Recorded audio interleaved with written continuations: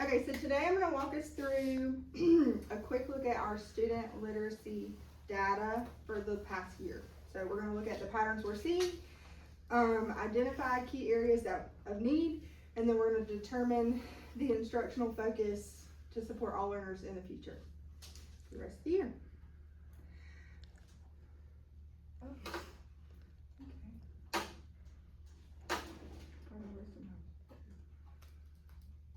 Okay, so this is our Lexile data from Elevate.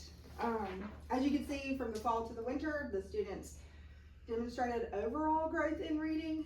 This was just from the fall to the winter Lexile, but it's still not where we need to be for milestones. We can see that they're showing growth, which is great, but we aren't seeing the growth all the way through that we need to see.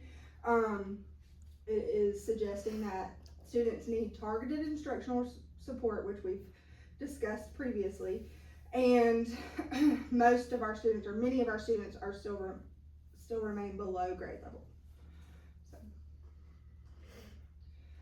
Okay.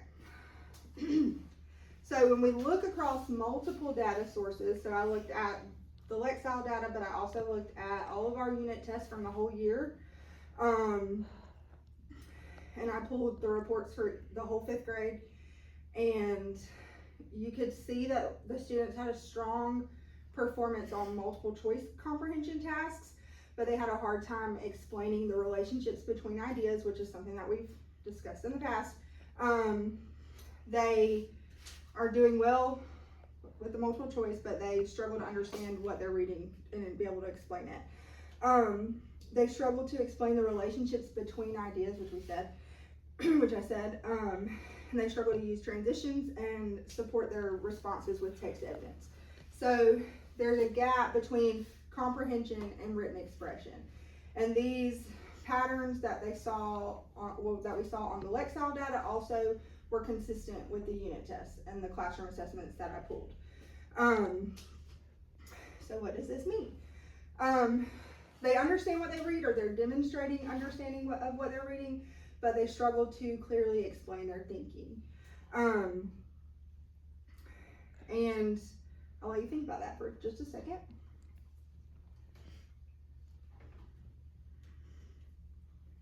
So, because of that, what do they need? They need structured support.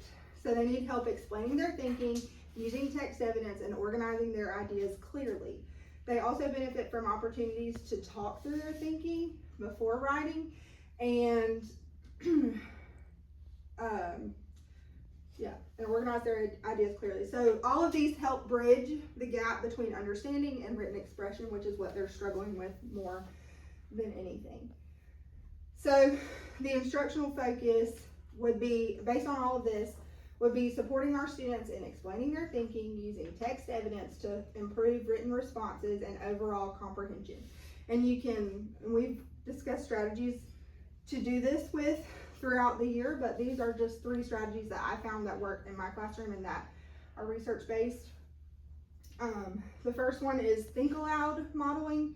When the teacher models what they're thinking while they're reading, teachers demonstrate how to use text evidence to support their answers in front of the students in their face, so they see it modeled clearly, the thinking process to answer that type of question.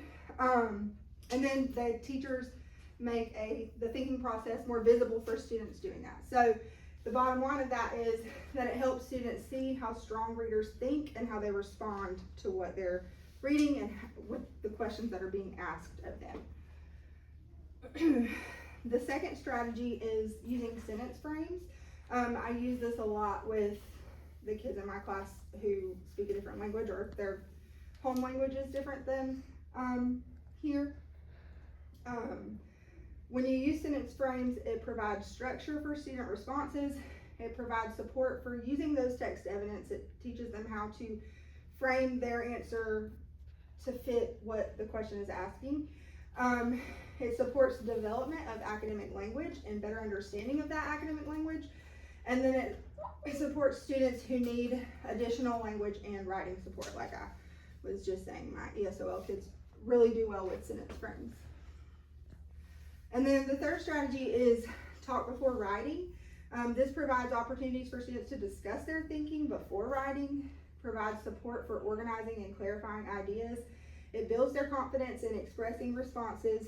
It supports students who need additional processing time, and it encourages collaborative learning and discussion. So, I'm gonna let y'all talk for a second. You can look at the handout and just discuss what challenges do you see with your students explaining their thinking. How could these strategies be used in your classroom, and what support might you need to implement these? Okay, so a challenge for my students is they don't really know where to start. Like they don't know how to form what they're thinking, can't put it into words. And I think a lot of that comes from lack of vocabulary skills that they don't have. Like they just don't know the words they're We looking for. practice like restating questions so much, but then when they got to ones that had multiple parts, and they really need to go deeper into text, they have a hard time figuring out like how to start off the answer. So usually if I gave them these, they could figure it out. Because my one had a scenario where it's like theater, like the kids trying to finish their theater. And I think sometimes like some of the vocabulary that's used like in the question theater.